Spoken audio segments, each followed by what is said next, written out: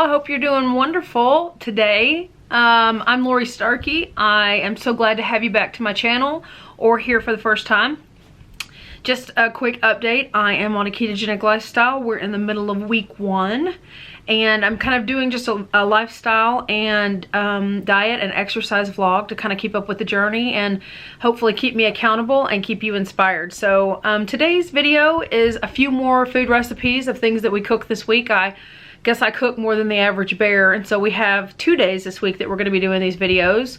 So I hope you enjoy. I did a breakfast, I did a lunch, I did a dinner, and I also did a snack. Just something my husband and I needed in the middle of the day to keep going. We're working on and building a restaurant, plus we're book publishers and I'm a writer, so writing late into the night. Just serial entrepreneurs, and so we're trying to keep ourselves fueled. For the breakfast, I did a chicken fajita omelet or scramble. I always say omelet, but it's actually a scramble because I don't want to flip the egg and get it all over my thighs. That's never fun. So I did a chicken fajita scramble for breakfast. And then one day I made an antipasta platter for lunch. All keto friendly, good stuff. For the snack, the antipasta platter for the snack. And then I did smoked sausage, and I roasted my broccoli in bacon grease. And then I ate the bacon on the side for lunch one day. And then for a dinner, we had smoked pork chops a couple days before. And so I sliced them up, reheated them, and I made a sauce that has butter and mushrooms and goat cheese and sun-dried tomatoes and pine nuts on it. And then I poured that over the pork chops, and they tasted brand new by the time I was done. So that was the dinner that I kind of fixed up. All keto fun. I hope you love the recipes. If you are interested in what we're up to, I just ask that you would hit that subscribe button if you want to, and there's a bell for notifications if you want to know when we upload new stuff. And I say we because I have a pretty good sized team behind me for my publishing company that's helping with all this good stuff, all the editing and all the social media stuff and all the pretty pictures that you're going to see. I'm talented, but I am not that talented. So I'll have to show them to you guys sometime soon, but I hope you enjoy the recipes. Thanks so much for spending some time with me. I really appreciate you. Enjoy. Alright guys, up first is the chicken fajita omelet, keto style. This is actually one that was just kind of a leftover omelet. A lot of times I'll take whatever's in the fridge from the night before and I'll make an omelet out of it. So we had chicken fajitas the night before. For this one specifically, you're going to need 2 to 3 eggs. I always use 2, but you can use 3. You're going to need some butter. You're going to need some sauteed peppers and onions that I did the night before, as you can see in the cup. And 2/3 of a cup of chicken pre-cooked, leftover, salt and pepper, and shredded cheese of your choice. So as you can see here, I've started like I do with every omelet, whether I'm warming something or if I'm cooking it from scratch. I'll put a tablespoon of salted Kerrygold butter in the pan. Then I get my eggs whipped up so they're ready to roll when they get their turn on the heat. So I'm just kind of mixing this around again. Like I said, this is more a leftover omelet rather than a recipe. So I'll still give you all the goods for this recipe, but just know that if you had beef fajitas, you could put that in. If you had mushrooms and chicken the night before, you could put that in. You could totally make this from scratch and have raw peppers and onions that you saute, but as you can see here, I have probably 2 tablespoons to maybe even 1/4 of a cup of fajita peppers and onions, which I just sauteed the night before. I sliced them pretty thin, 1 whole pepper, 1 whole onion, and I put it in olive oil with some garlic salt, and that was our dinner the night before. So this is just what was left over, and I thought, this sounds like this would be great as an omelet. So this could have been mushrooms or anything else. You're probably going to want to build in anywhere from 5 to 8 minutes on the recipe if you're doing them from raw to cooked rather than just tossing some stuff in here. Otherwise, this takes hardly no time if you've already got it cooked. I've added in there all the chicken fajita meat that we had from the night before, and it was in those little pieces. It was in one of those already marinated bags from Kroger, so I just sauteed that up last night when we had our dinner, and then so now I'm just adding all the chicken that's left. I'm thinking that's probably 3/4 of a cup to a cup of almost crumbled chicken. But again, if you were going to do, and you can see me trying to cut it right here, if you were going to do steak or something like that, you may want to slice the steak up into really small bites. I've mentioned this before, I always call these omelets, but they really are scrambles that I love to make. And so I'll use just about anything in a scramble. I'm not really big on eggs, funny enough. And so I just put a ton of the goodies that go into the eggs. And so you'll see here, I'm only putting 2 eggs in. You're probably going to want to do 3 to 4 if you love eggs. And this recipe feeds 1 person, me, hungry. But it could also feed 2 to 3. You just need a bigger pan and a little more stuff. I'm going to add some salt and pepper. You just do that to taste, whatever you think, and any other seasoning you might want to add. Just keep in mind that it has the seasoning obviously from the fajita stuff last night. So it's got cumin and maybe a little bit of red pepper and things like that. So you don't want to overdo it, nor do you want to oversalt it. So I'm just scrambling this thing up. Gosh, we do this all the time together, anything that I can get in there. But 3 to 4 eggs for you, 2 eggs for me, because I like a whole lot more stuff in my scrambles than I do eggs. I'm kind of just hiding that protein and that fantastic fat that we love to have on keto underneath the chicken and the peppers and things like that. I'll normally do bell peppers and mushrooms and lunch meat, ham or turkey. If I don't have something left from the night before, I always have some lunch meat for the kiddos to have sandwiches or Jacob to have something like that. So I'll normally chop that up if I need to. Like 1/4 of a bell pepper, 2 to 3 mushrooms, and then some turkey. And then you'll see me add cheese here in a minute. You can add the cheese before. You can actually add the cheese while it's cooking, or you can do it here. I was just trying to make it pretty for you, so I added the cheese right on top. And of course, I'm using my Mexi blend that I love so much.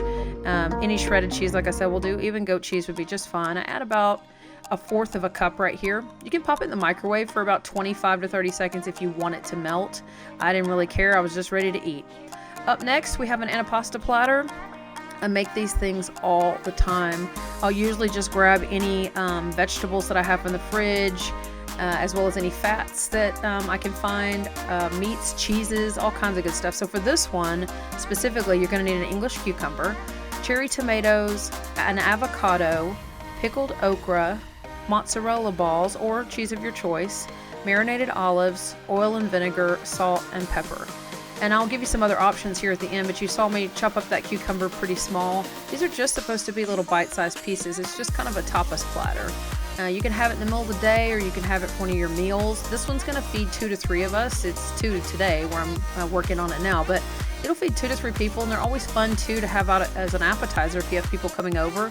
You can just whip this thing up because nothing's cooked on it. I'm just chopping everything. So you can totally whip that up. So for the cucumber, it was 1/2 of an English cucumber that I used. I used about 1/2 a cup of cherry tomatoes, the orange ones. You could use green and please don't use green tomatoes. You could use red and orange. That would be very pretty too. I just happen to have the orange ones. And then I'm also using some pickled okra here, which is something we love from Texas. I used 4 to 6 of those for me and Jacob to share. This was a platter that we had together. But you could use pickles if you wanted instead, the little pickles or the long dill spears. And then you're going to want to put some cheese on there, some kind of cheese. You can use the little Colby or the cheddar squares, or like I'm doing right here, you can use these little mozzarella balls. I always find it so funny that mozzarella balls have absolutely no flavor whatsoever to me. Regular mozzarella cheese does, but these little balls that soak in the water just do not. So just real quick, I'm just dabbing the plate to get the juice from the okra off because I don't want everything to taste like okra. So just watch it as you're going. But another option for those mozzarella balls is they do come marinated too. They have a really good olive oil marinated version if you want to use those instead. Or cheddar cheese cubes or whatever else suits your fancy for something like that. On the olives, you could use any kind of olives you like. You could use Kalamata olives, you could use green olives, you could use this blend right here. I had one that was already marinated in olive oil and some Italian spices from Sam's. So that kind of just goes in the middle. That's another fantastic fat for me and Jacob to get in. There was probably 3/4 of a cup to a full cup of those mozzarella balls. I think it's more to the 3/4. And then 10 to 12 marinated olives. And now I'm just going to cut us up an avocado to share, which means I'll end up getting about 1/2 of it. Every time I do my avocados, I always slice them like this. I'm just trying to kind of show you. I do a really thin knife in them, and you got to be careful. It will puncture the back of that skin, and then your hand will get the butt end of the deal. And you got to be careful of what I did there too. But that's one really great way to get an avocado pit out. Is just very carefully stab from the side, as you saw me do, the pit, and then turn, and the pit will come with you. You just got to be super careful. Another way is to take your thumbnail really closely to the pit and just start tugging on it, because your thumbnail will sink into the pit, and you can tug on it a little bit, get near the trash can, and you can pop it right out. I'm just scraping off a little spot. You know, avocados are so freaking finicky, right? Like, they look like they're fantastic, and you get down in it, and you've got like this rotted part like I do here at the very bottom. Just get your spoon and just scrape that off. And then if this is for a party, you'll see me here in a minute flip it over. It's not necessarily for a party, but I wanted something pretty for me and Jacob. He's been working really hard at the restaurant lately, so I just wanted something nice for him to come home to. So I just flip it over. But if the front was where you had to dig a hole, where the lighter green is, then just flip it the other way. Just do whatever you want to do to make it pretty. Some other options here is I don't have meat on here, but you could have salami, pepperoni, ham cubes, turkey cubes, any vegetables you could possibly think of. You could do broccoli, fresh cauliflower. You could do pickled cauliflower. You could do bell pepper strips. The sky really is the limit. You just usually use 3 or 4 or 5 things. And again, it's usually vegetables, several types of fats if you have them, which would include cheeses. And then if you want, you can totally do meat. I didn't do that here because I knew we would be making pork chops pretty quickly close to dinner. I did salt and pepper to our taste. I'm putting olive oil on here. I would say probably like 2 tablespoons worth. You can totally use avocado oil or any oil you want. That's a balsamic vinegar that I get locally, so just trying to support. I do put that just on the things that would normally have a little bit of balsamic vinegar, but you could use any vinegar or none at all. That's totally up to you. And voila. How beautiful is that? It was delicious. Goat cheese and mushroom pork chops. So this is something that I make all the time, actually. And sometimes I'll make it for a big dinner. But in this instant right here, what you're seeing is everybody had eaten. They had probably pizza or something very carblicious, and I needed something to eat. Well, we had smoked pork chops the day before. So I'm making myself a very small pan of sauce to pour over the pork chops that I'll reheat in a minute. So for an individual portion, you probably need about 3 mushrooms, as you see me using, and you can just go up from there. If you're cooking for the whole family, I would have sliced up that entire pan or that entire container of mushrooms over there. So I washed them. I know people are weird about washing mushrooms too, but I've never had an issue with washing mushrooms versus wiping them off, and I really want them clean considering the fact that they grow in poop or really nasty dirt. So as usual, here's my salted Kerrygold. I will use unsalted when I bake, but I'm using salted if I'm not baking. So for this recipe, you will need some mushrooms. You're going to need Kerrygold. You need some sun-dried tomatoes, either fresh or in oil. You'll need pine nuts, goat cheese, salt and pepper to taste. So I started my handy-dandy pan here, always with butter. Now, used to, I would do, and I'm going to pour those 3 mushrooms in there. Used to, I would do olive oil, a little bit of olive oil. If you're doing this for like a party or something, do a little bit of olive oil, get your mushrooms in there, put some salt on them because that salt is going to help sweat the vegetable, and mushrooms have a ton of water in them. So you need to let them go all the way through the process, which unfortunately is 5 to 10 minutes. Like, let them cook all the way through and get their water out, and at the end, you usually hit it up with some butter. I've just switched to where I'm using butter so the butter will suck right into the mushroom for my keto diet. So these are sun-dried tomatoes in oil. I keep them in the fridge. I only use 2 or 3. They are super strong, but they're delicious, and you can see they're making a hot mess. Be very careful slicing them. They're as greasy as it can get. But I'm just taking 2 of those and slicing it for myself. Again, for the family, I would have done 6 to 8 if I was feeding 3 to 4 people. So you can see my mushrooms have actually been cooking for quite a while. They'll start to caramelize, and that butter will really start to cook. I'm dumping the tomatoes in there just to kind of give them a warm up. And you could have used fresh tomatoes too. You might just want to cook them a little bit longer if you do, so they really do start to wilt. The sauce is just butter, so it's really not so much a sauce, but I just let another tablespoon of that salted Kerrygold melt into my already cooked mushrooms and tomatoes to create like a liquid sauce that's going to go over my pork chop here in a minute. You could add cream cheese or anything you wanted to, but I just like it really clean, and the butter is so delicious. And I'm not flipping it because I'm not flipping my board right here because I really didn't. Oh, hi. I'm saying hi to myself. I really didn't do any meats or anything like that. It was just the olive oil, so I'm just going to keep on rolling. And on things like cheese, really full fat cheese like goat cheese, and on meats when I've been tracking my macros, so I'm checking here. I will usually get a kitchen scale, which this is the best freaking kitchen scale I've ever had. I've had tons of them. I'm 42. I've had lots of kitchen scales, but I will link this one below to Amazon because this is a fantastic kitchen scale. Now I'm just weighing out pork chops here. Jacob takes these huge fat pork chops that we get at Sam's, and he will smoke them for me. I think it's anywhere from 2 to 3 hours that he smokes them in his smoker. Now you could totally cook these in an oven too, and they would turn out just as good. This one just has a great smoke ring because of what we do. But he'll always have him do a few extra ones. I'm looking for anywhere from 4 to 6 ounces of meat because that's what I had left in my Fitness Pal.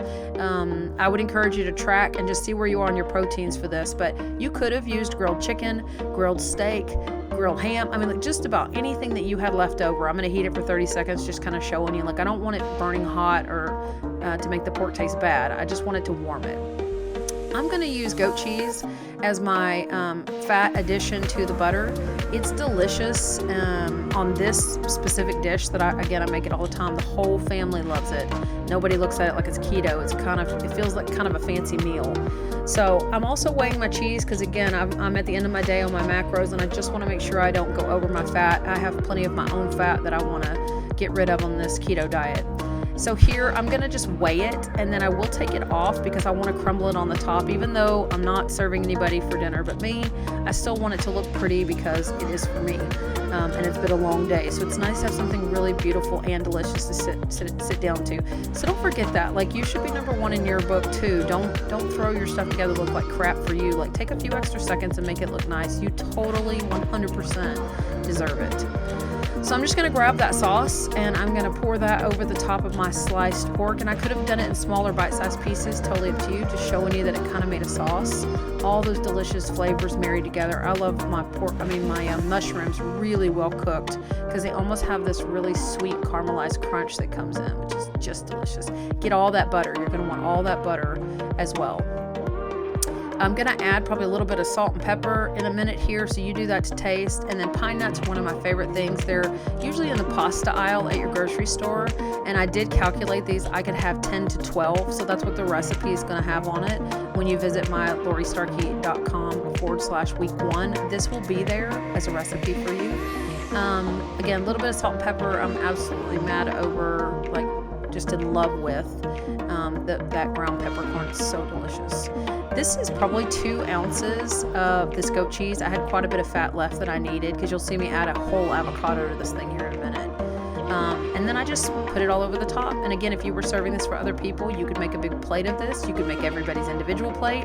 You could lay each piece of this out and let people do it themselves. So here I am cutting another avocado. I feel like on keto, you cut an avocado a day kind of thing. And man, we've been lucky because it's summertime now where I'm doing this recipe, and it's just been like, ooh, delicious. So there they are, whole avocado. Next up is sausage with bacon broccoli. This was another situation where we had sausage on the grill and I had plenty of it left, so I just needed a really good side to go with it. It's the middle of the day, it's lunch. I'm just taking time out of writing my book to stand up, not sit down. To stand up and get this thing going. But Allison's sitting at the counter and Jacob's running around, so I'm going to make enough broccoli for all 3 of us, and then Allie and I will have some leftover sausage. I'm just starting with my thick cut bacon. For this recipe, you will need 3 slices of bacon, around 2 cups of broccoli. You'll need a medium sweet onion, about half of one. You'll need some Kerrygold, garlic, salt, or if you just want regular salt, that's perfectly fine too. And you don't need the sausage. This is just the side dish recipe. You could put anything you had left over with it. You could just put some ham roll-ups if you wanted to. That's totally up to you. So I'm going to get all 6 of those pieces, well, it's 3 pieces of bacon cooking for us. And as you can see, I've got my pan already prepared over there with the paper towels on top of it. And those tongs are amazing. I actually have those linked below too. I know that's kind of silly, but dude, those are awesome. You need to get you a pair that has the pull at the end of it so that they close up and they're not awkward the entire time. This is a massive bag of broccoli that I got from Sam's. And so I'm just taking a little bit out of it. Again, about 2.5 cups will do me and Jacob and Allison just right. So I'm going to take that out. We don't like the stems, so I will actually be trimming those off, all the way off, and then cutting it into really small bite-sized pieces. Before I forget, you definitely need to go pause what you're doing and set your oven to 390. Get that thing going because we are going to roast this broccoli. We're going to cook it a little bit with the bacon grease, but we are going to roast it. So I'm just cutting all the stems off there and getting ready. Now, I don't actually put the bacon in the broccoli. I eat that on the side. We all eat that on the side. You'll see that here in a few minutes. But if you wanted to, once the bacon was done, you could totally chop it up and put it in the broccoli and then put that in the oven. Just a quick tip too, you see what I'm doing right here? Like when you have bacon that's rolling up on the edges, you can push down on that edge, or you can even, I think in a minute you'll see me open up my tongs, and that's why these are so much better than a fork. I used to use a fork, and then 17 years ago Jacob showed me to use tongs and showed me this, what I'm doing right now, where I'm pushing it open. If you just let it get hot and fry a little, it won't roll up on you so bad. So just a tip from a very bacon-eating family. Back to the broccoli. I've cut a lot in between time here. Decided you didn't need to see an hour of broccoli cutting. But if you like the broccoli the way it comes, then more power to you. Don't trim it all off. So with this bacon grease, I'm trying as hard as I can to shake the bacon off because I want as much of that grease as possible. The whole point of me making the bacon was to be able to have broccoli that tasted like bacon because of the grease. So again, I don't put my bacon in there. You could chop it up in small bites and get yours in there. I just decided not to. I wanted to try just to see if this would taste like bacon just with using the grease. So all that delicious broccoli is chopped up in my big blue bowl right there. And I'm going to add that grease over, and you'll see it really does start to already wilt and cook the broccoli almost a little bit before we put it in the oven. And I will say that the cook time for this was a lot less than I thought it would be, and that's probably because that bacon grease is so freaking hot. Not get every last bit, right? I'm trying to get all the good bits of the bacon too. Just give that a really good stir. And I am going to salt and pepper it, but you need to be careful of how much, right? Because that bacon is salty already. Okay, so I'm just taking half an onion I had in the fridge. I'll usually use half an onion and then put the other half. I leave all the stuff, like you just saw, all the tops and stuff. And I'll put it in the fridge in a Ziploc bag. And then I cut my onion. I'm very careful not to cut the very end of it where you can't see, which you'll see in just a second that I didn't cut. I slice in horizontally, and then I'll go down vertically very carefully with a serrated knife. And now look, I'm at the end that didn't get cut, and that's what holds it all together so you don't cut your hands or have a hot mess. And then, okay, so I've got a little more Kerrygold because I do want to saute the onions. I don't like crunchy onions. I'm going back in that bacon pan, and I'm going to use that butter to deglaze the pan. A lot of people use wine and things like that, alcohols, to deglaze pans in fancy restaurants, but you can totally use butter to glaze too. And what that means is I'm getting all the little bits of flavor off the bottom of the pan, and we know that's bacon bits of flavor. So those onions are going into the bacon bits of flavor and butter. I am using garlic salt. I wanted a little bit of a garlic flavor to this. And with onions, remember what I was saying a minute ago on the recipe before, you want to sweat them like you want to sweat mushrooms. So they take a little while. You've got probably 3 to 5 minutes of cooking these onions. And you don't have to move them around constantly. You can just let them cook with that much butter. They're going to cook really well. So I just pour all that in there and get my pan out. Now, I don't think you have to add anything to the pan. And again, this is the point when you would add in your bacon bits, by the way, if you wanted them, or anything else that you like in your vegetables. I don't think you have to add any kind of spray to the pan, even though I did. You could use one of those mats that, one of those flat mats that doesn't let anything stick on it. Or you could use, like I have Pam here, or you could use cooking oil or avocado oil or nothing. The bacon is, the broccoli is covered in bacon grease. I was just worried, like the last thing I want is to have my broccoli completely stick to this pan and then we don't get to eat most of it because it got all burnt to hell and back. So anyways, I'm just scraping it all out. I was a little concerned that the onions would burn too because they're so small, but I will tell you they didn't. They just caramelized even more. So you just spread it out evenly, get all the bacon, I must be in bacon mode, get all the broccoli down on the pan so that it cooks really well. I like mine pretty well done. So this part is completely up to you when you put it in the oven as to how long you leave it. You need to just do it until you're happy with how you like your broccoli cooked. I want mine to have some char on it. But 390 Fahrenheit for your oven. It could be 385, it could be 425, that depends on what you do. In the meantime, in between time, I'm taking that it's not smoked, it's grilled sausage. We got Sam's sausage, and Jacob put it on the grill for us the day before. We were having a party with our family, and so we had pork chops and sausage, all kinds of fun. So I'm just taking all of that and I'm heating it up. It's probably about half a cup to 3/4 of a cup of sausage for both me and Allison. I would think it's probably about 3 to 4 ounces if you're measuring it that way for your tracking. 3 to 4 ounces of sausage. But again, this is totally up to you, right? Whatever you want, and it does not have to be sausage. It's just what I had. We're in leftover mode at this point, and I'm just gussying it up. As you see, someone just grabbed a piece of the bacon too. So I'm like, let me get some of this before it's all gone. My family is massive bacon eaters. So we each got 2 pieces, which is 1 whole piece. I cut bacon in half. So we each got 1 whole piece, and then I put the bacon up there and Jacob inhaled the rest of it. Oh, there he is. Happy bacon eating Jacob.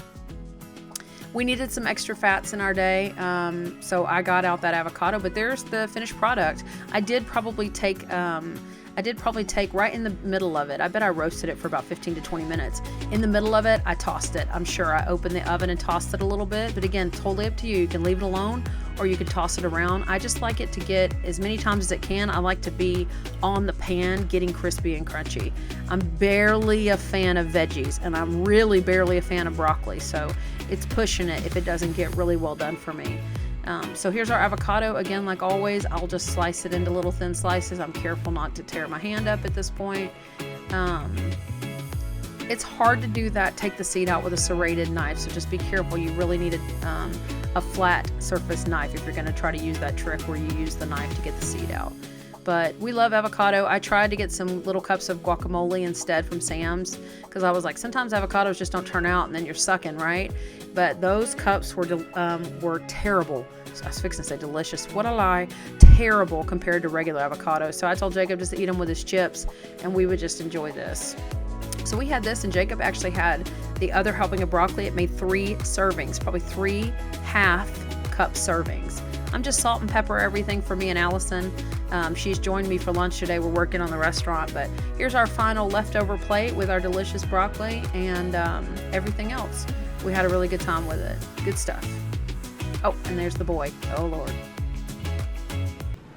Man, I'm starving just having watched that. I seriously want to go downstairs and start cooking some more. I hope you enjoyed all those great recipes. If you have a great keto recipe that you want to post below, or a low carb recipe that you just absolutely love, or is one of your go-tos, whether you're in a pinch or you have plenty of time to get in the kitchen and just enjoy yourself, if you'll post that in the comments below, I would love to see that. Or just say hi. I would love to connect. Half the reason I'm putting my journey out on YouTube is because of community. I'd love to have a community to kind of grow with and go through this process with. So feel free to comment and below on anything that you want to. And if you need some encouragement, just let me know that too. I'd love to encourage you along your journey, and I hope you'll cheer me on along mine too. It's 70 pounds and I have a little ways to go. We're at the beginning. So wish me luck. Have a great day. See you next time.